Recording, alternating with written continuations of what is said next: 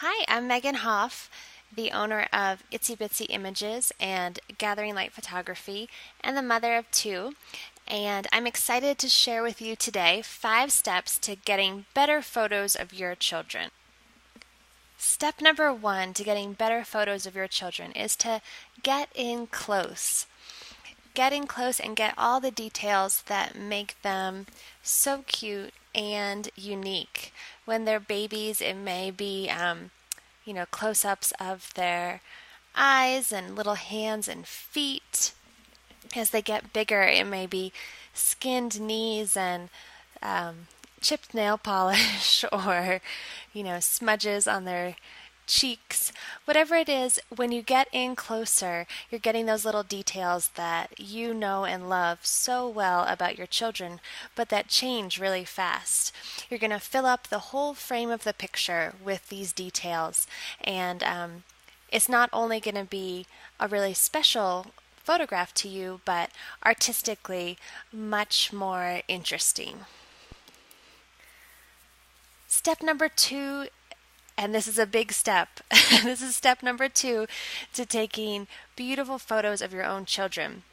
You need to learn how to not be scared of all those buttons on that fancy camera that you got for the holidays and you still always use in the auto mode.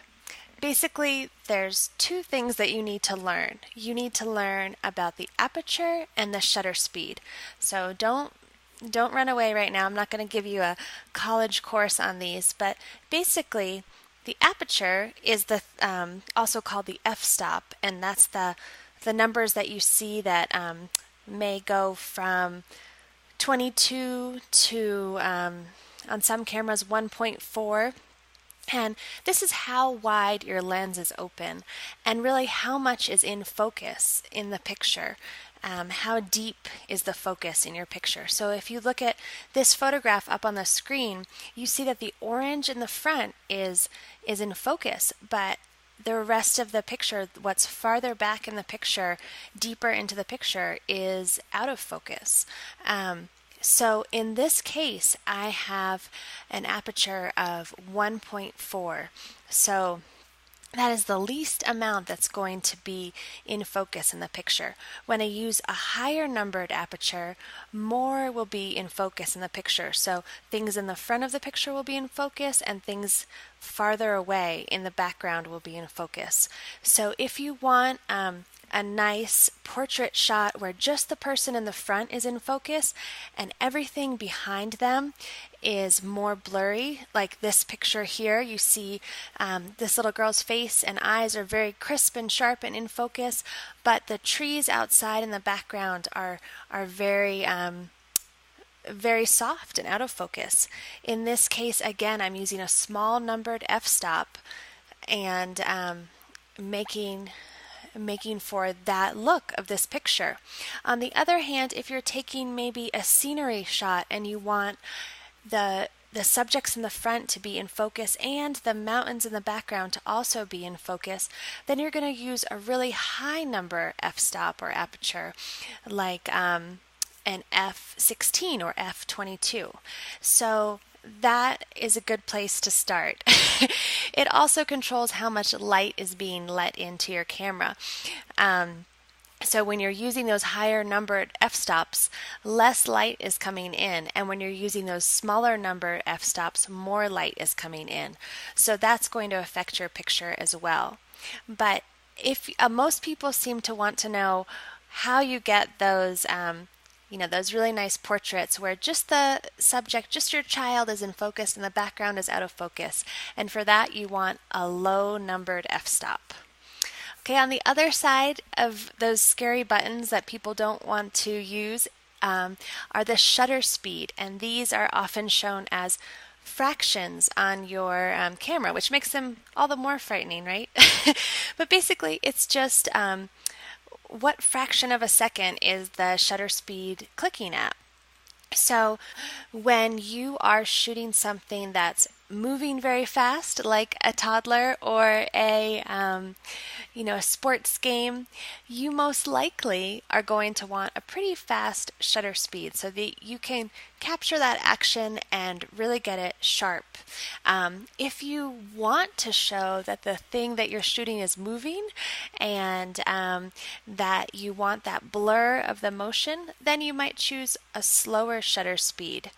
But I think that the most common problem that people run into when they just have their camera on auto and the camera's deciding for you, very often if there's not enough light, your camera will want to use a really slow shutter speed to let in enough light, and then you'll notice that your pictures are blurry. That's because you're not able to hold the camera steady for the amount of time it's taking to take the picture. So, with that in mind, if you're holding the camera and you don't have it on a tripod, you probably don't want to go any slower than 1/60th of a second. 1/60th of a second and slower, like 1/30th of a second, 1/15th of a second, those are going to be harder and harder to hold in your hand without making the picture blurry. So that's an important thing to remember. If you're hand holding your camera and you're trying to take a picture in low light, don't put it on a slower shutter speed than 1/60th of a second because you will get blurry pictures. Okay, see, so that wasn't so hard. You can, of course, go into this much deeper, but if you get the basics down of aperture and shutter speed and start playing around with those buttons on your camera, you'll notice that you have a lot more control over your photographs. Step number 3 for taking more beautiful portraits of your own children.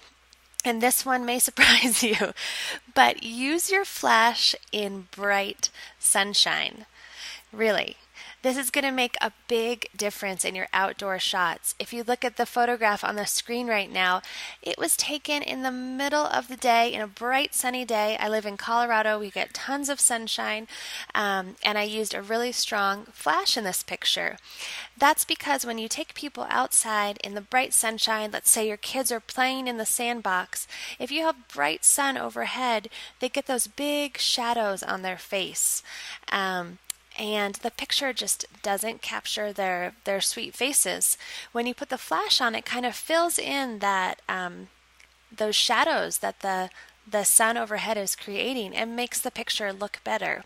It also allows you to get those nice blue skies in the background instead of your sky turning white when your camera is trying to expose for the person's face and can't make up for that. So here's another reason why you want to use your flash in bright sunshine. We can often put the sun behind our subject. So you see this sweet little boy is sitting there and you see the sun lighting up his hair because it's a little bit behind him.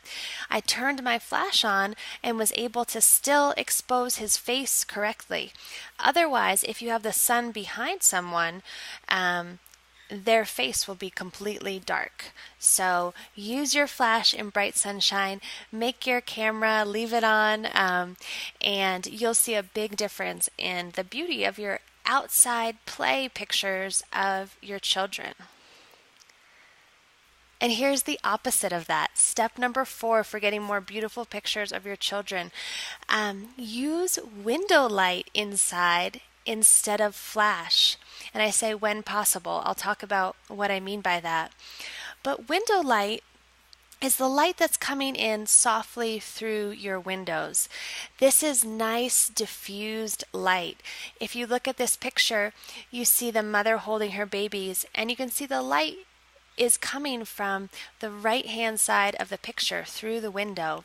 That allows for the picture to be really interesting with the way the light is falling on her, but it's also a very soft, flattering light that makes things look more beautiful and more artistic. And I say when possible because sometimes it's just too dark and there's not enough light coming in through the window. But if you experiment with this and start turning your flash off and letting the light from the window come in from the side, you'll notice you get really beautiful and interesting pictures of your children.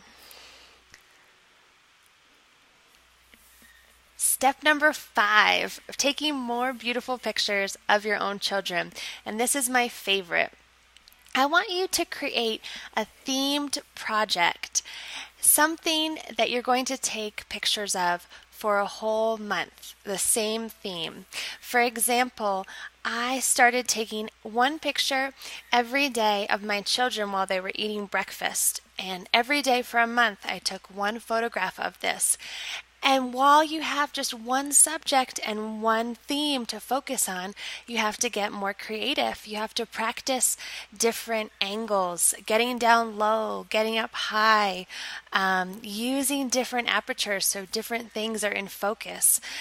And you can really use this as a way to practice all the techniques on one subject and also kind of force yourself to document really your family's moments or your children's daily routines, whether it's bath time at night or taking a picture of story time or every day how they go out and play in the sandbox. Pick one theme and stick with it for a month and see how creative you can be with that theme. And then the next month, pick a different one, and you'll soon find that not only have you learned how to use your camera better, but you've also documented some special moments that make your children and your family who they are.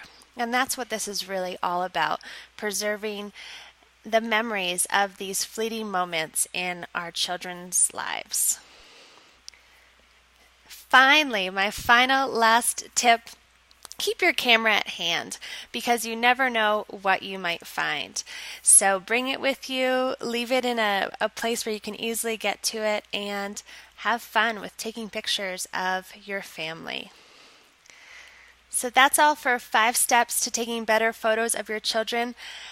Again, I'm happy to answer any questions that you have. Find me at Itsy Bitsy Images or Gathering Light Photography, and I look forward to hearing from you soon.